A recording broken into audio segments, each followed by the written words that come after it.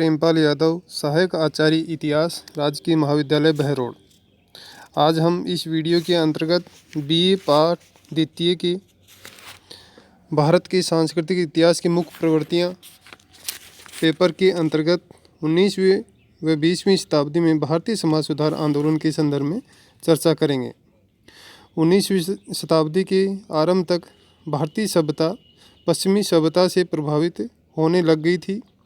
भारत का शिक्षित वर्ग पाश्चात्य सभ्यता और ज्ञान को श्रेष्ठ मानने लग गया था और अपनी सभ्यता और संस्कृति में उनका विश्वास समाप्त होता जा रहा था। अंग्रेजी शिक्षा के प्रसार के कारण लोग अपनी मूल शिक्षा भूल रहे थे। भारतीय समाज में इतनी कुरीतियाँ और दोष उत्पन्न हो गए थे कि उन्हें अपनाने में भारतीय लज्जा अनुभव किया करते थे। अनेक हिंदू नवयुवक ईसाई धर्म और संस्कृति को अपनाने लगे। इससे भारतीय समाज तिलमिला उठा और बुद्धिजीवी वर्ग में एक नवीन चेतना का प्रादुर्भाव हुआ। इस नवीन चेतना ने भारतीयों के सामाजिक जीवन को गंभीरता से प्रभावित किया। इसी नवीन चेतना ने भारतीयों में समाज सुधार की भावना को बल प्रदान किया। फलतः भारत में समाज सुधार आंदोलन का सूत्रपात हुआ। समाज सुधार आंदोलन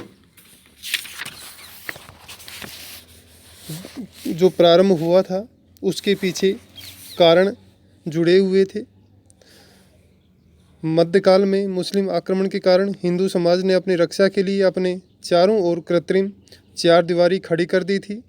अपने सामाजिक ढांचे को सुरक्षित रखने के लिए जाति प्रथा के बंधनों को कठोर कर दिया। स्त्रियों के बचाव के लिए पर्दा प्रथा, बाल विवाह प्राय आवश्यक मान्यताएं बन गई। किंतु 19वीं शताब्दी में जब पाश्चात्य संस्कृति से संपर्क हुआ तब भारतीय समाज को भी परिष्कृत करने तथा नया सामाजिक धार्मिक दृष्टिकोण विकसित करने के प्रयास आरंभ हुए। इन प्रयासों के फलस्वरूप भारतीय जीवन में नई चेतना की लहर उत्पन्न हो गई।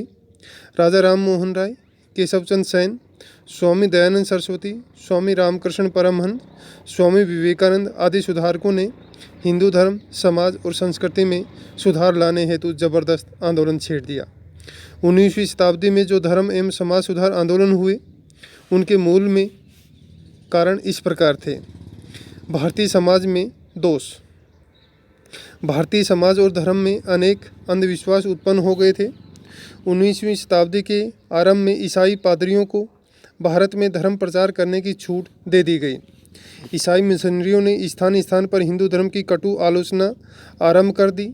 बहुदेववाद, अवतारवाद और मूर्ति पूजा की भी कटु आलोचना की और समाज में प्रचलित कुरीतियों के लिए भी धर्म को दोषी ठहराया। अतः भारतीय समाज और धर्म में उत्पन्न दोषों का निवारण अनिवार्य था। ईसाई मिशनरियों के प्रचार ने भारतीयों को चुनौती दी। भारत में 19वीं शताब्दी के कई सामाजिक धार्मिक आंदोलन इसलिए आरंभ हुए कि ईसाई धर्म से हिंदू धर्म की रक्षा किस प्रकार की जाए। पाश्चात्य सभ्यता और संस्कृति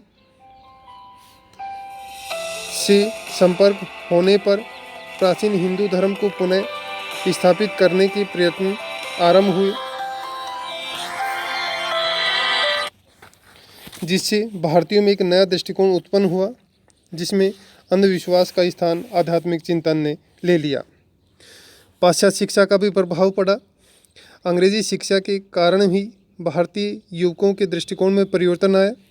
अंग्रेजी शिक्षा पद्धति के कारण ही यूरोपीय विधान, दर्शन और साहित्य का अध्ययन हमारे देश में आरंभ हुआ। यूरोपीय इतिहासकारों के उत्तेजक विचारों के प्रभाव से भारतीयों को नई शिक्षा प्राप्त हुई। अंग्रेजी शिक्षा के माध्यम से भारतीय यूरोप की उदारवादी विचारधारा से परिचित हुए, जिससे उनकी सदियों की मोह निद्रा भंग हुई। अब लोग भूतकाल पर आलोचनात्मक दृष्टि से देखने लगे और भविष्य के संबंध में एक नूतन जिज्ञासा उनके मन में उत्पन्न हुई। भारतीयों ने यूरोपीय दर्शन से जो मुख्य सिद्धांत सीखा वह यह था कि मानवीय संबंधों का आधार परंपरागत व्यवस्था अथवा सत्ता न होकर तर्क होना चाहिए। अतः अब भारतीय धर्म और समाज की व्यवस्थाओं के औचित्य को समझने लगे। अब विचारों की शिथिलता प्रगति में बदल गई। परंपरागत रीति रिवाजों के अंधानुकरण का वे विरोध करने लगे। ऐसे लोगों का सामाजिक और धार्मिक सुधारों का बीड़ा उठाना स्वाभाविक था। भारतीय समाचार पत्रों का योगदान। भारतीय समाचार पत्र, पत्रिकाओं, साहित्य आदि ने भी धर्म एवं समाज सुधार आंदोलन में सहयोग प्रदान किया। भारतीयों द्वारा पहला अंग्रेजी भाषा में समाचार पत्र 1780 में बंगाल गजट के नाम से प्रकाशित हुआ। इसमें धार्मिक विरोध पर विचार विमर्श अधिक होता था। तत्पश्चात बंगाली भाषा में दिग्दर्शन तथा समाचार दर्पण 1818 में प्रकाशित हुई। ये समाचार पत्र भी धर्म से अधिक प्रभावित थे। 1821 में राजा राम मोहन राय ने साप्ताहिक संवाद कौमुदी प्रकाशित किया, जिसमें उनके धार्मिक और सामाजिक विचार प्रकाशित होते थे। राजा राम मोहन राय के विचारों का विरोध करने के लिए 1822 में समाचार चंद्रिका प्रकाशित होना शुरू हुआ। इसके एक माह बाद ही अप्रैल 1822 में राजा राम मोहन राय ने फारसी भाषा में एक साप्ताहिक मिरातुल अखबार तथा एक अंग्रेजी में ब्रह्मनिकल मैगजीन निकालना आरंभ किया। इन समाचार पत्रों के माध्यम से भारतीयों ने सामाजिक और धार्मिक समस्याओं पर विचार विमर्श आरंभ कर दिया। 19वीं शताब्दी के पूर्वार्ध में भारतीय समाचार पत्रों ने सामाजिक और धार्मिक विषयों तथा शिक्षा से संबंधित समस्याओं पर चर्चा करके भारतीय जनमत को जागृत किया। इन समाचार पत्रों के कारण ही लोगों ने अपने समाज व धर्म की रक्षा करने के प्रयत्न आरंभ कर दिए। बंगाल एशियाटिक सोसाइटी के कार्य।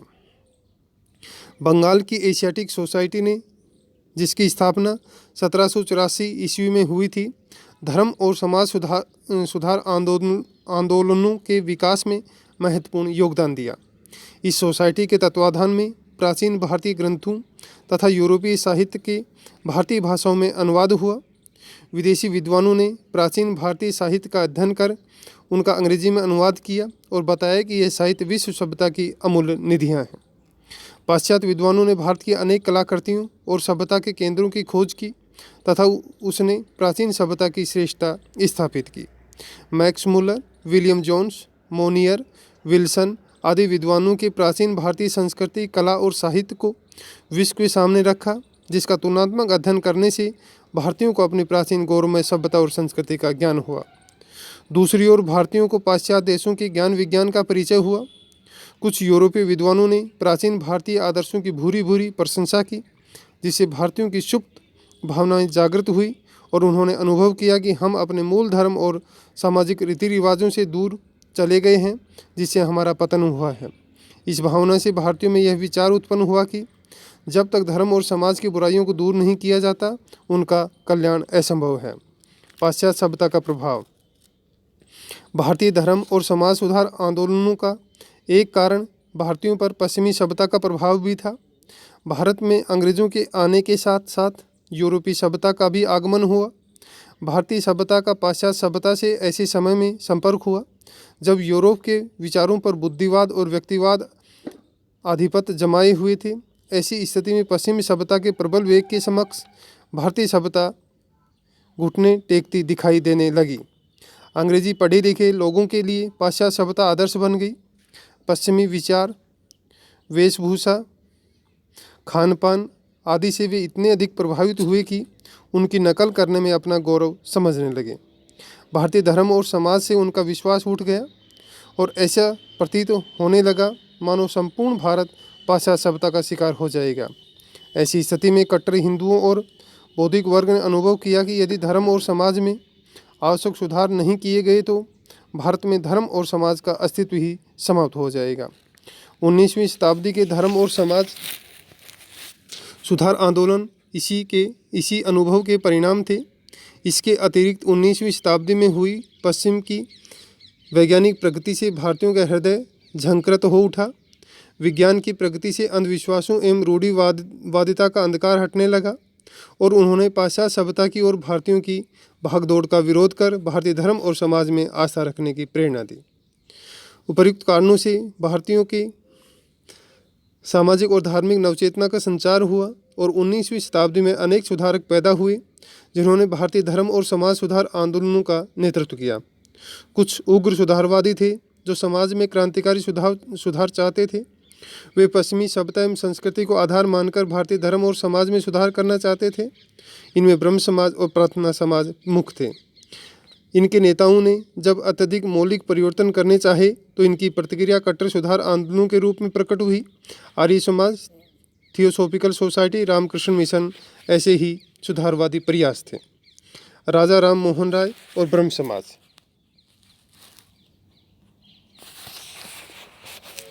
भारतीय धर्म और समाज सुधार आंदोलनों के प्रवर्तक राजा राम मोहन राय थे, जिनका जन्म 1774 ईस्वी में बंगाल के राधानगर नामक गांव में एक ब्राह्मण परिवार में हुआ था। आरंभ से ही वे क्रांतिकारी विचारों के थे। 17 वर्ष की आयु में ही उन्होंने एक पुस्तिका निकाली जिसमें मूर्ति पूजा पर प्रबल आक्षेप किया गया। इससे नाराज होकर उनके कट्टरपंथी परिवार ने उन्हें घर से निकाल दिया। उसके बाद वे बहुत दिनों तक इधर उधर भटकते रहे, लेकिन उस काल का उन्होंने पूरा सदुपयोग किया। उन्होंने संस्कृत, फारसी, बंगला, अरबी, अंग्रेजी का अध्ययन किया और ईस्ट इंडिया कंपनी के अधीन रंगपुर की कलेक्ट्री में नौकर हो गए और शीघ्र ही अपनी प्रतिभा के बल से एक साधारण कलरक की स्थिति से उठकर जिले की दीवानगिरी के उच्च पद पर पहुंच गए। इसी बीच उन्होंने लैटिन, ग्रीक, हिब्रू भाषा की जानकारी प्राप्त कर ईसाई धर्म का गहन अध्ययन किया। हिंदू धर्म, शास्त्र, वेद, उपनिषद, वेदांत आदि का अध्ययन वे पहले ही कर चुके थे। 40 वर्ष की आयु में उन्होंने अपने पद से त्यागपत्र दे दिया। 1814 से स्थायी रूप से कलकत्ता में बस गए। 1813 के बाद ईसाई मिशनरियों ने हिंदू धर्म पर प्रबल आक्षेप करने आरंभ कर दिए थे। आरंभ में तो राजा राम मोहन राय उन आक्षेपों का उत्तर देते रहे, किंतु बाद में उन्होंने शुद्ध एकेश्वरवाद की उपासना के लिए 20 अगस्त 1828 को ब्रह्म समाज की स्थापना की।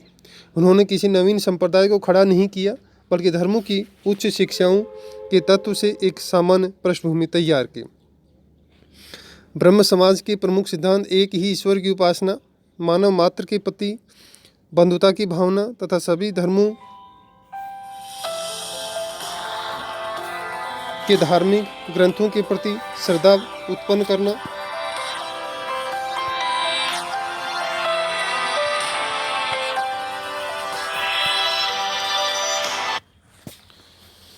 राजा राम मोहन राय ने जाति बंधनों का खंडन किया। ब्रह्म समाज के साप्ताहिक अधिवेशनों में वेदों का पाठ, उपनिषदों के बंगला अनुवाद का वाचन होते थे। 1833 में राजा राम मोहन राय की मृत्यु के बाद देवेंद्रनाथ टैगोर और केशव चंद्र सेन ने ब्रह्म समाज को अधिक प्रगतिशील बनाया। केशव चंद्र सेन ईसाई धर्म से अधिक प्रभावित थे, अतः वे ब्रह्म समाज को ईसाई धर्म के सिद्धांत के अनुसार चलाना चाहते थे, किंतु देवेंद्रनाथ टैगोर इससे सहमत नहीं थे। अतः ब्रह्म समाज दो भागों में विभक्त हो गया, आदि ब्रह्म समाज और भारतीय ब्रह्म समाज। प्रथम तो देवेंद्रनाथ और दूसरे को केशव चंद्र चलाते रहे। केशव चंद्र ने अपने समाज के प्रचारार्थ पर्यटन आरंभ किया, जिससे फलस्वरूप बम्बई में प्रार्थना समाज और मद्रास में वेद समाज की स्थापना हुई। 1881 में भारतीय ब्रह्म समाज में पुनः मतभेद उत्पन्न हो गया, अतः केशव चंद्र सेन ने नव विधान समाज की स्थापना की। नव विधान समाज में हिंदू धार्मिक ग्रंथों के अतिरिक्त ईसाई, बौद्ध और मुस्लिम धार्मिक ग्रंथों से भी अनेक बातें ली गई थी। यद्यपि ब्रह्म समाज विभिन्न शाखाओं में विभक्त हो गया, तथापि उसका मूल आधार एक ही था, हिंदू समाज और धर्म का सुधार करना। ब्रह्म समाज 19वीं शताब्दी का प्रथम धार्मिक और सामाजिक आंदोलन था। राजा राम मोहन राय पहले भारतीय थे जिन्होंने भारतीय धर्म और समाज की बुराइयों को दूर करने का बीड़ा उठाया था। उस समय भारतीय समाज और धर्म पतनोन्मुख हो रहे थे। धर्म का स्थान कर्मकांडों ने ले लिया था तथा संपूर्ण समाज में अंधविश्वास व्याप्त हो गया था। समाज में अनेक बुराइयां आ गई थी। ऐसी स्थिति में ईसाई धर्म एवं पाश्चात्य संस्कृति ने हिंदू धर्म पर प्रहार किया, जिससे ऐसा प्रतीत होने लगा मानो हिंदू धर्म और सभ्यता नष्ट हो जाएगी। ऐसे समय में ब्रह्म समाज ने भारतीय धर्म और समाज की बुराइयों को दूर करने का प्रयत्न किया। ब्रह्म समाज ही पहला संगठन था जिसने हिंदू धर्म की प्राचीन मान्यताओं पर आक्रमण किया। इससे अन्य सुधारकों को बल प्राप्त हुआ।